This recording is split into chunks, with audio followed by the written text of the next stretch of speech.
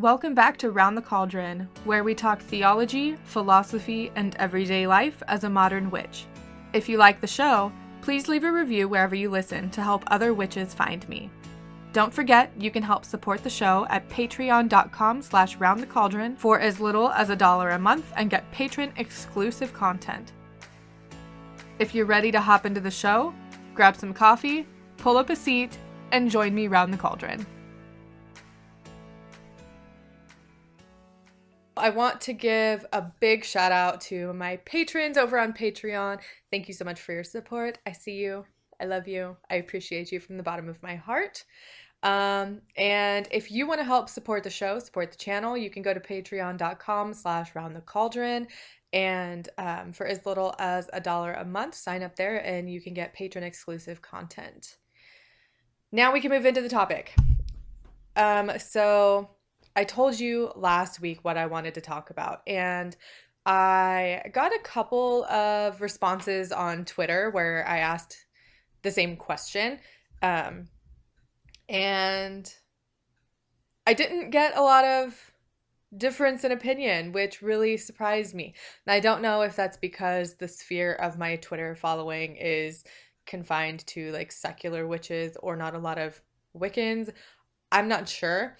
But I want to talk today about the idea that you need to know how to curse before you can learn how to cure.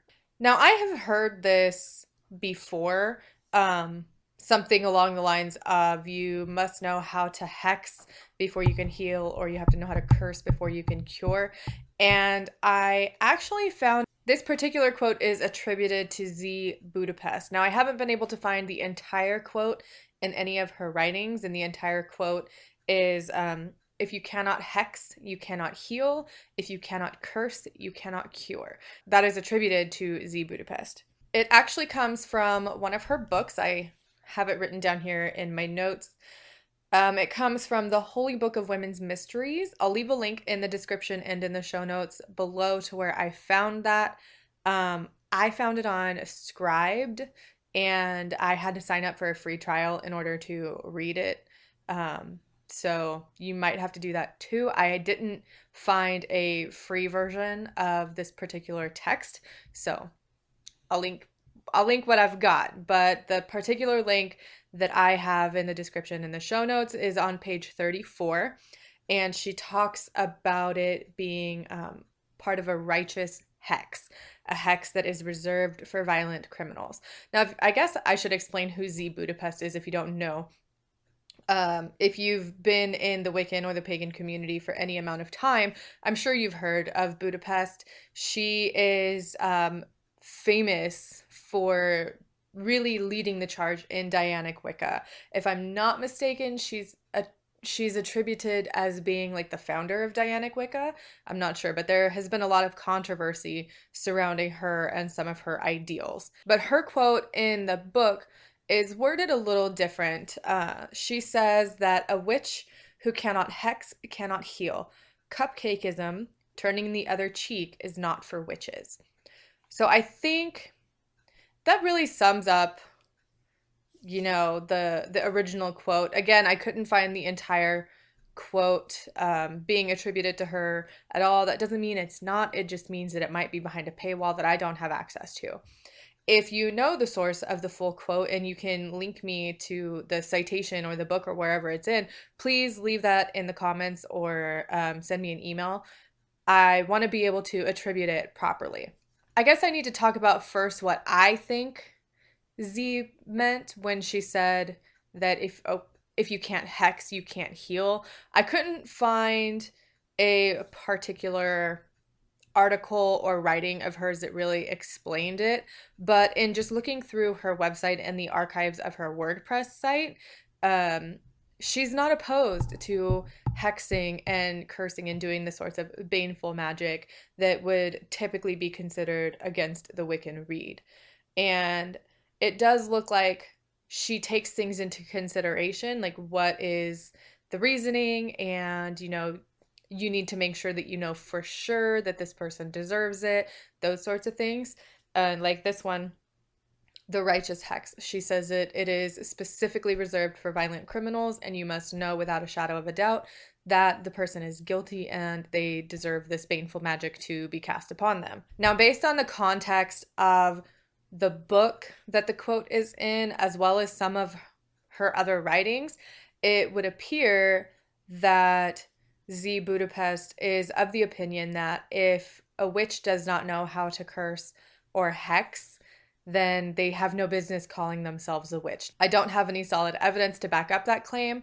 That's only speculation on my part based on the context of the quotes and her ideas behind hexing that you can find on her website. And you can see that she really has no problem hexing or cursing someone who she believes deserves it. There is a blog post from her old website that I'll leave in the description and show notes. I'll leave the link to it there. Fair warning, it does talk about rape and sexual abuse, so I will put a trigger warning around that as well. So if you're triggered by those sorts of things, please use caution or just don't visit the blog post.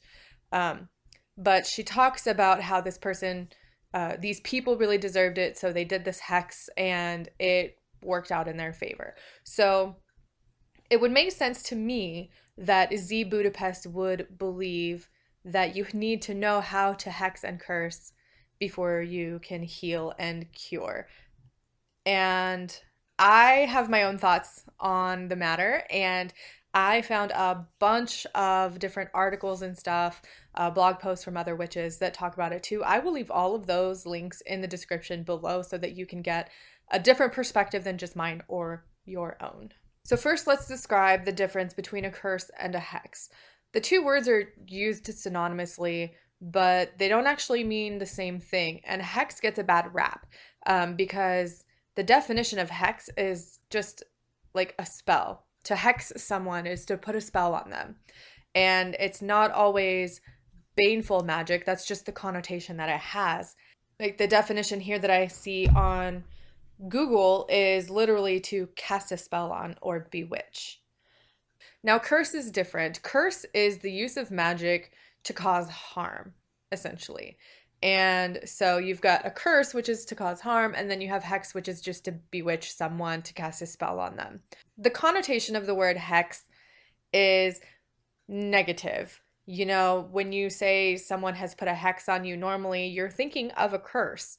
So that's the way that I'm going to take it in this particular quote, just because of the context around the quote and what it means, or what I think it means. So now we're going to talk about my opinion on the topic. Not that my opinion matters, but you know, whatever. You're here for a reason, right? So do I agree with Z Budapest? No. I mean, yes and no. Okay, so I believe that if it's something you believe, then it's necessary. If it's not something you believe, then it's not necessary. In the case of, say, someone was sick, okay, and you were trying to help them and heal them. At that point, any action is good action. So a curse is technically considered baneful magic, right? Quote unquote, bad magic. So if someone is sick, you have two options. You can heal the body, or you can curse the sickness, right? So, okay, let me make sure that makes sense, because it makes sense in my head. I'm not sure if it's going to make sense when I say it out loud. So say I was sick and I wanted to use magic and use spell work to help me. I could either do a spell to help my body help itself. So, you know, drinking echinacea tea or doing some sort of healing spell, right? To help my body help itself. On the other side of that, I could essentially cast a curse on the sickness itself to die out or to just leave my body. So in that respect, I don't think it's necessary to know how to curse before you can cure because any action is good action, in my opinion. And I think Z Budapest and I look at it a little different. We have different perspectives on it. I look at it because I have a background in um, the medical field and coding and things like that, and knowing the ins and outs of the body and how things work. I look at it almost from a pathophysiological perspective, which sounds really, really strange when talking about spell work. But a doctor or a surgeon needs to know how a sickness works in order for them to heal it or cure it, right? But it's not always necessary, and sometimes what works for one thing is going to work for a bunch of things. But knowing how to do one thing can help you understand how to do the other better. Because if you understand the inner workings of like A and A correlates to B, then you have a better chance of understanding B as well, if that makes sense at all. Magic is like a coin. It's got two sides. And the cursing and curing and hexing and healing and baneful and beneficial, they're just two sides to that same coin. And while it can be beneficial to know how to do one over the other, I don't think it's necessary. I really thought this episode was going to be longer, but I've said everything that I wanted to say. I didn't have anyone really I didn't have anyone really disagree with me or disagree with other people. I know there were some forum posts that I read. I know there were some forum posts that I read from a long time ago that disagreed with Z Budapest. But I think in today's world, you know, it might be necessary for some people to know how to do both. And I don't think there's anything wrong with that. For me personally, I'm not one to curse anyone, mainly because for me it takes a lot out of me, and I don't know, it's just not something that I find productive for myself, and no one has pissed me off that much to deserve a curse. um so I can't look at it and say absolutely yes, you need to know how to curse before you can cure, because I don't know that much about curses, because it's not something that I have actively looked into. But after discovering this topic and really digging into it a little more, I think it's something that I'm gonna research and I'm gonna look at, because it's, for one, it's interesting, and for two, it can give me a better understanding of my own magical practice and techniques. And there's an argument to be made for learning how to curse, even if you never curse anyone, in that it gives you a more well rounded magical practice. It gives you more education and more knowledge. And then, if you do need to use it for whatever reason, you have that knowledge available to you. And even in the corporate world, when I was working for either retail or working in the hospital, I was always an advocate for having a well rounded team, and a team that knew how to do everyone else's responsibilities, just in case if, one person was sick or something, we weren't left hanging. And I can see how that can apply to this particular topic, because the more magical tools you have under your belt, the better. The more understanding you have of the world around you and the laws of the universe, the better. And then the laws of your own magic. Now, for those Wiccans out there who follow the Wiccan Rede, I still would think it's a good idea to at least learn about this. Not that you have to do it, but again, it can help you understand so much because you're gaining a new perspective and you're seeing that while you may not curse, other people might have reasons to curse, and you might come to understand what those reasons are. Now, there is the bastardization of karma that is applied within Wicca. Maybe I'll talk about that in another episode, but it would be good for anyone to really understand the beliefs of other people. Now, I'm not telling you that you have to curse. If you don't want to curse, that's fine.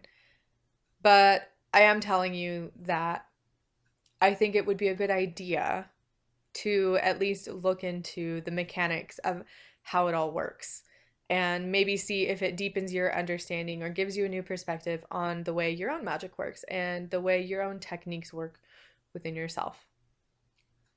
So, yeah, this episode is short. I keep losing my train of thought. I'm not gonna lie.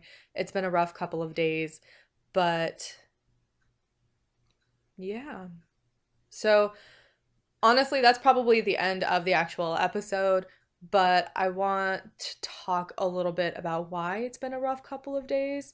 Um, and maybe I will explain why we're pulling my daughter out of public school. Um, so, yeah. If you're just here for the information, I'll see you in my next video. But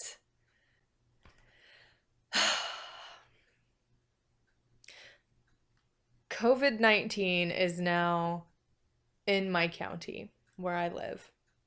And we knew it was coming. We live in Central Oregon, so we live near the vicinity of Bend, which is really popular in the winter because we have a lot of different ski resorts around here. But we knew that it was going to come here eventually. We just weren't sure when.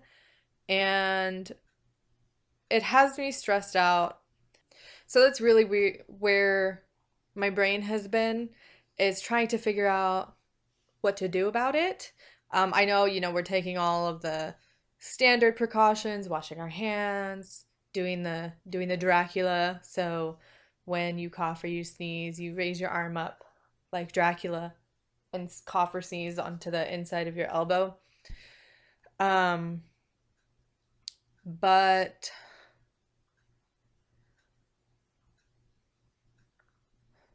my daughter has something called reactive airway disease, and now there's mixed feelings about that term in the medical field, but I'm not here to debate that. I don't care about that. I just know that her lungs don't always function like everybody else's. And when she gets sick with some sort of respiratory thing, it always ends up being 10 times worse than what your average, like, healthy person would have. So that's got me stressed out. Um, Everyone that's hoarding toilet paper has me stressed out because that makes absolutely no sense. So if you're listening to this and you're hoarding toilet paper, stop it. Don't hoard the toilet paper. There are plenty of other things that I would stock up on, and toilet paper is not one of them.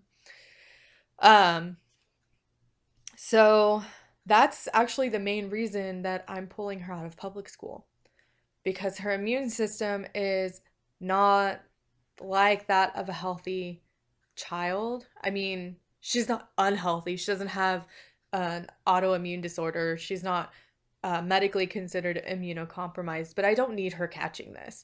I don't need her getting sick. And, she already struggles during the wintertime, anyways, because the cold is a trigger for her symptoms. And I just don't need it getting worse. I mean, she woke up this morning and she didn't go to school because her stomach hurts, but she also is getting congested again when just 2 weeks ago she missed like 3 days of school. So she's I'm pulling her out of public school just to reduce her risk of exposure to COVID-19, and I'm gonna start homeschooling her. So yeah, none of that was relevant to the topic at all, but it's relevant to my mind frame right now. And I know there are people out there who are saying, the COVID-19 is nothing to worry about. And then there are some people who are freaking out. I am in the middle of that. I'm not panicking, but I'm also not saying, oh, it's nothing, you know? So I need to take whatever measures I can for my family. And it's like I told my mom and I told my boyfriend, my daughter's dad, that I would rather be the parent that overreacted than the parent of a child that got sick because of this. And I know not everyone is as lucky as me and as privileged as me to be able to pull her out of school and homeschool her. And I'm really grateful for that. But it's stressing me the heck out. And I will probably revisit this topic at another time. Maybe I'll have someone on to talk about it with me. Um, I know Nightshade would probably like to talk about this. So maybe we'll do that and we'll go from there, I suppose. So, yeah, if you stuck around through this whole like nonsense that is my brain spilling out of my mouth, thank you. I'm sorry that this episode is short. I've got a whole page of notes here and I just kind of blew through it. And yeah, so stay safe. Um, Wash your freaking hands. Cover your mouth when you cough. Use hand sanitizer if you have to. Do whatever you can to curb the spread of COVID-19. I mean, the spread is inevitable, but I'm not talking about that right now. So, back to the topic. I don't think it's necessary for you to know how to curse before you can heal or hex before you can cure. I said that backwards. But I do think it can be helpful in your practice to give you a more well-rounded witchcraft education. So I will talk to you later. Bye for now.